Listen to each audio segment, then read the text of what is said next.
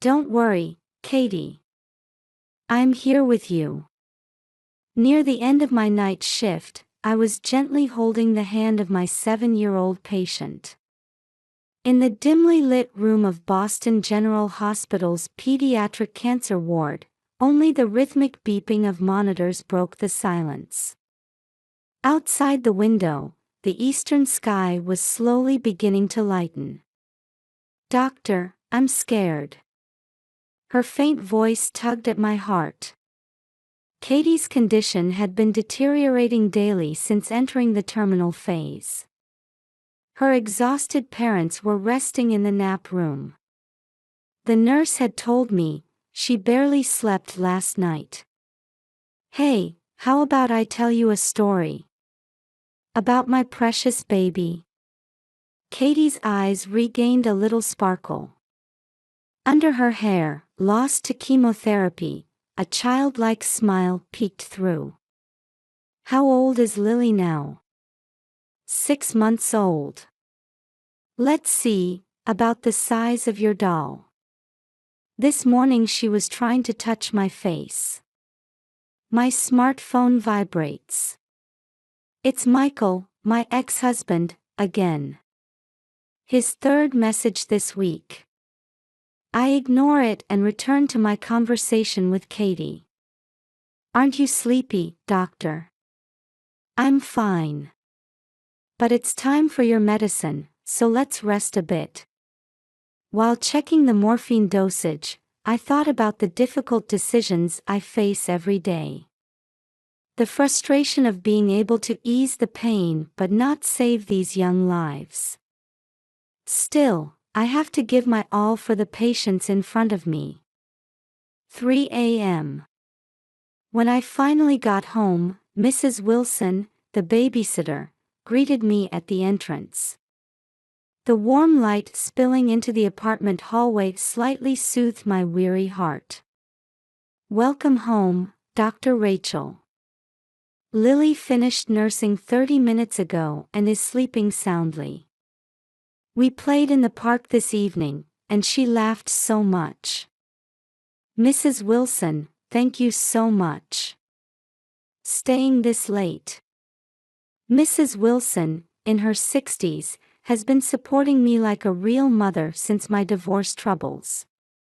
She always willingly agreed to stay overnight when I had night shifts. Oh my, the refrigerator is empty again. I'll stop by the supermarket tomorrow morning.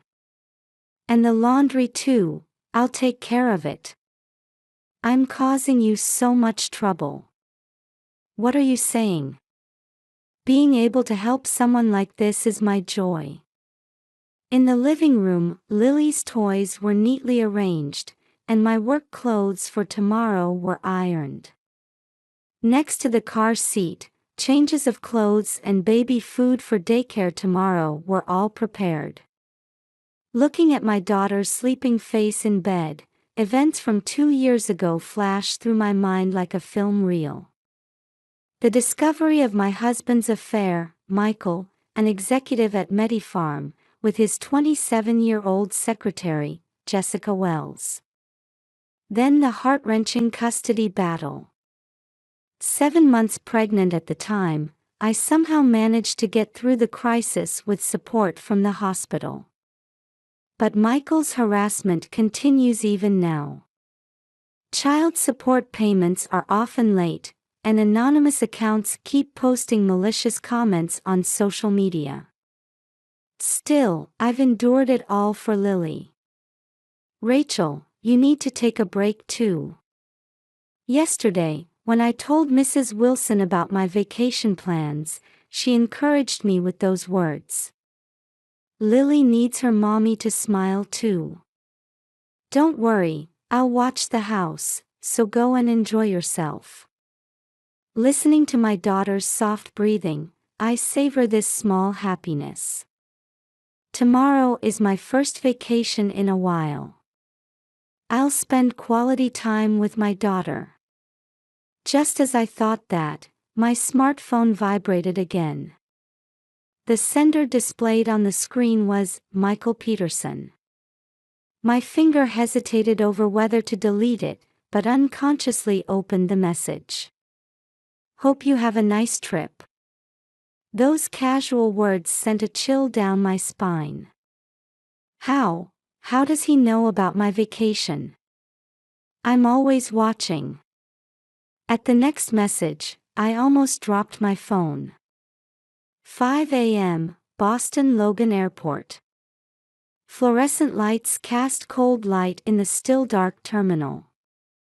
I was heading to the check-in counter, holding sleeping Lily. My daughter's warmth gradually eases last night's anxiety.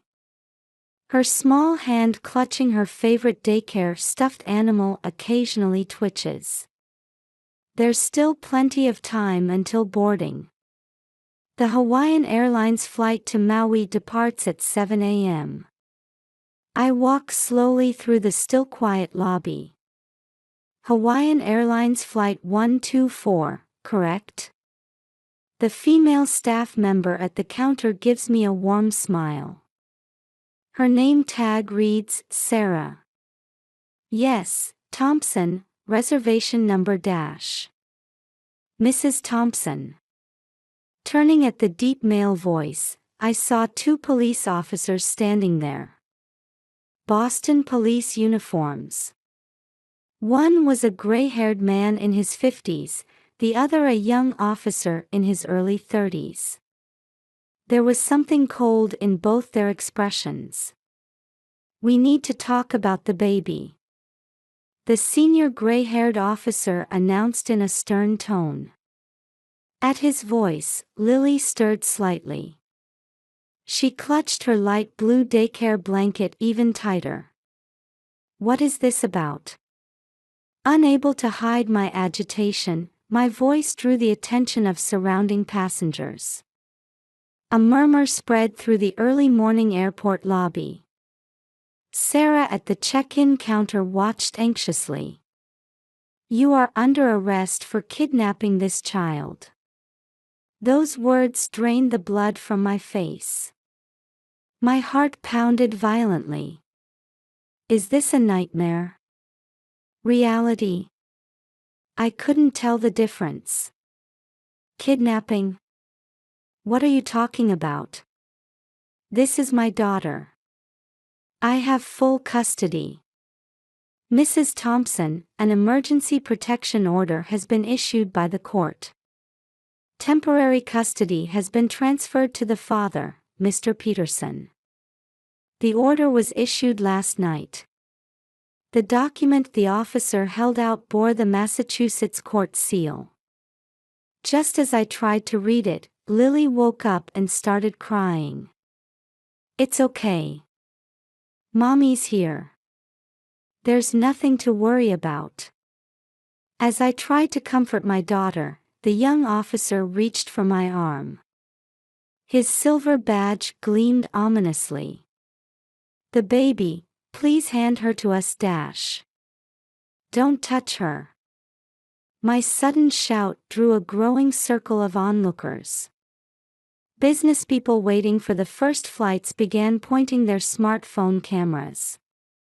In my panic, I desperately tried to reach for my phone. Mrs. Thompson, stay where you are. We want to avoid any further disturbance. My hand froze at the officer's stern voice. Behind me at the check-in counter, Sarah appeared to be calling someone. That's when I heard familiar footsteps from the direction of the escalator. Michael, dressed in an expensive suit. His Italian leather shoes made cold clicking sounds. Perfectly styled hair, expensive watch. Dressed as if heading to an important business meeting. Next to him was Jessica, holding the latest iPhone. Wrapped in an Hermes scarf with perfect makeup. She was filming my confusion and distress as if live streaming to social media. Rachel, why don't you understand? You need rest. You're overworking yourself. Michael approached with an exaggerated concerned expression. His voice, which once held affection, now felt ice cold. This is your doing, isn't it? Why? I've allowed visitation rights, saying Lily needs her father's love too. Holding Lily tightly, I spoke with a trembling voice. Tears fell on my daughter's soft hair. Doctor, she's clearly showing panic symptoms. The middle-aged man beside Michael, a lawyer in an expensive suit, told the police officers with fake concern. A gold badge from Anderson and Partners gleamed on his chest. We suspect she has a sleeping pill dependency. Night shifts, parental neurosis, the child needs immediate protection for her safety. That's a lie. Nothing like that, as a doctor, as a mother dash. At that moment, Lily burst into tears. My agitation had transmitted to my sensitive daughter. Her small body was trembling. We'll take custody of the baby. Let's avoid any further confusion. As the officer reached out again, I instinctively pressed my smartphone's speed dial. Mrs. Wilson, help. At the airport. Lily is. Mrs. Thompson, further resistance will be grounds for arrest. As the officer's voice continued, airport security guards approached at a quick pace. 2 uniformed men were reporting the situation to headquarters via radio. What seems to be the problem? Security Officer Johnson here. As the security guard tried to assess the situation, Michael began explaining with a perfect gentleman's expression. Meanwhile, Jessica continued filming with her smartphone. She was clearly aiming to spread this on social media. Holding Lily with trembling hands, all I could do was wait for help. In the airport windows where the morning sun was beginning to rise, our mother-daughter reflection appeared lonely. The surrounding stares, camera flashes, the officer's intimidating attitude. Everything felt like a nightmare. But this was undeniably reality. Michael's revenge had finally come to this. Let me explain. Mr. Anderson, Michael's lawyer, stepped forward. Documents pulled from his expensive suit pocket gleamed faintly in the fluorescent light. Mrs. Thompson is suspected of severe sleeping pill dependency. Night shifts at the hospital, parental exhaustion, she's at her limit. As a doctor, I maintain appropriate health dash. Last month alone, she forgot daycare pickup 3 times after night shifts. We have reports from the daycare. Stunned by the sudden accusation, I lost my words. True, there had been confusion with shift changes. But 3 times. Plus, we received anonymous reports about concerns regarding the child's condition. Jessica added with a perfectly staged worried expression. At that moment, her smartphone gleamed at an unnatural angle, as if live streaming this scene to someone. Reports. Who? Rachel. Michael spoke in the voice that once held affection. But now I could tell that kindness was false. I recognize your talent. But you need rest now. Lily will be with me and Jessica dash. Be quiet. A strong voice suddenly rang out. Turning around, there stood Mrs. Wilson. Her usual gentle expression was gone, replaced by a stern gaze fixed on Michael. Glad you could come. Next to her was a woman in a smart suit. My lawyer, Sarah Mitchell. Mrs. Thompson, that protection order is forged. Sarah approached the police officers while taking out her tablet. Please check the Massachusetts court's digital timestamp. This order shows it was issued at 11 p.m. last night, but the court system closes at 9 p.m. Furthermore, this electronic signature. The police officer's expressions began to change. The senior officer was checking something on his radio. And Mrs. Wilson raised her voice. Problems with daycare pickup. I would never allow that. Every day, without fail, That's right. A young woman's voice from behind. Turning around, Sarah from the check-in counter approached with documents. I checked with the daycare. There are no records of any problems with Dr. Thompson's pickups. Rather, it's the father, Mr. Peterson, who canceled 3 scheduled visits without notice. Michael's expression tensed. Jessica hurriedly put away her smartphone and began backing away. Furthermore, Sarah Mitchell continued in a calm voice. The social media defamation campaign, all from IP addresses connected to Mr. Peterson, we have the evidence. This is Michael's voice began to tremble.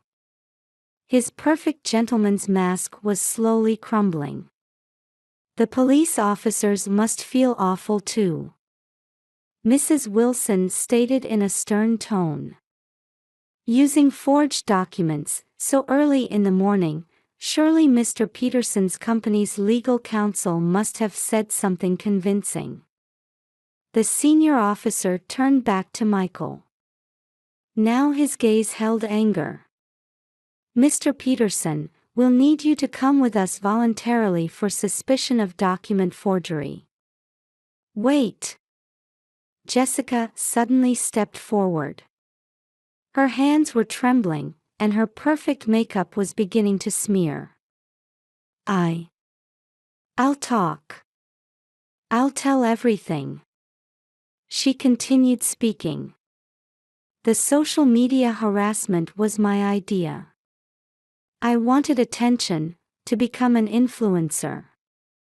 Her confession caused a stir among the onlookers. But the document forgery was Michael's instruction. He asked Mr. Anderson to. You. As Michael raised his hand to strike her, security guards quickly restrained him. Adding assault to the charges. Sarah appeared from the hallway and calmly stated. Document forgery, suborning perjury, defamation, and now violent conduct at the airport. Behind the restrained Michael, Jessica was crying while taking out her phone. I'm sorry. I recorded everything. Michael's instructions, the details of the plan. Wells. Michael's scream echoed through the airport lobby. You traitor, you're just a. That's enough. The police officer put handcuffs on Michael. Michael Peterson, you're under arrest for document forgery, defamation, and attempted assault. You have the right to remain silent. As the rights were being read, I held Lily tightly. It's okay, it's all over now. Stroking my daughter's soft hair, tears of relief finally flowed. Rachel. Mrs. Wilson gently placed her hand on my shoulder. There's still time until your flight. Let's rest in the lounge. Sarah Mitchell approached and smiled warmly. Enjoy your week in Maui. I'll handle things here. From the back of the security room, Jessica's voice could be heard. And, about the social media posts, I'll post an apology, to all followers. Thank you. I whispered softly. Watching Michael being taken away by police, I was enveloped by a strange sensation. Mrs. Wilson took out Lily's favorite stuffed animal from her bag. The security guard offered to escort us to the lounge. Sarah was clearly explaining the upcoming legal procedures. The chaotic morning was coming to an end, surrounded by a quiet circle of support. Boston District Court, 3 months after the verdict, on a clear autumn afternoon. This concludes the final hearing of Peterson v. Thompson custody case. The judge's gavel echoed in the courtroom. I squeezed the hand of my lawyer, Sarah Mitchell, sitting next to me. Full custody, increased child support, and compensation payments, all judgments were ruled in our favor. Rachel, congratulations. Sarah announced with a bright expression. Tears gleamed in her eyes. As we left the courtroom, the prosecutor approached. Regarding Mr. Peterson's sentencing, I have a report. Document forgery, defamation, and attempted assault at the airport. All charges were proven, and though suspended, a guilty verdict was confirmed.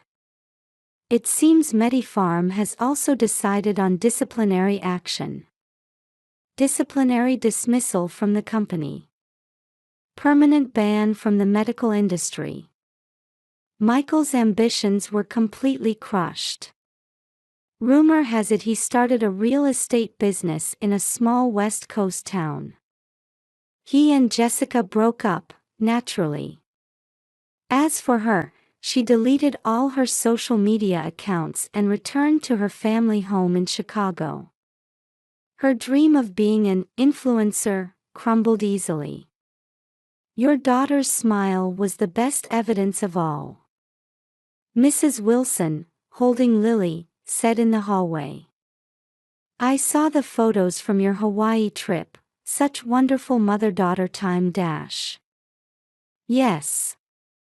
After that chaotic morning, we headed to Maui as planned.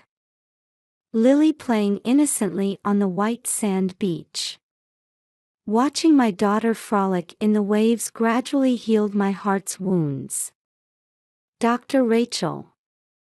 Turning around, Dr. Green, my supervisor from the pediatric cancer ward, approached. The promotion is officially decided. We're expecting great things from you as Deputy Director of Pediatric Cancer Research. At the new workplace, reforms to the night shift system were also approved. Consideration for doctors raising children, my experience was taking concrete form. The new home I bought a year ago is close to both the hospital and daycare. From the large windows, you can see the sunset over the Charles River. Sorry to keep you waiting. Mrs. Wilson appeared carrying a large pot. Getting ready for the Christmas party, bit by bit. Sarah was at the entrance with a gift, and Dr. Green said he'd be coming soon. Are we late? Voices of nurse colleagues from the hallway. Hospital staff members were gathering one after another. The first party in our new home. Warm light envelopes the entire room. Lily laughs innocently. Her gestures slightly resemble Michael's. But that doesn't bother me anymore. She is her own person, and she is our future. Outside the window, the first snow began to fall. Dr. Rachel. Mrs. Wilson calls from the kitchen. Come on, let's make them together. New memories. Taking my daughter's hand, I step into the circle of people I love. This is a new page in our story.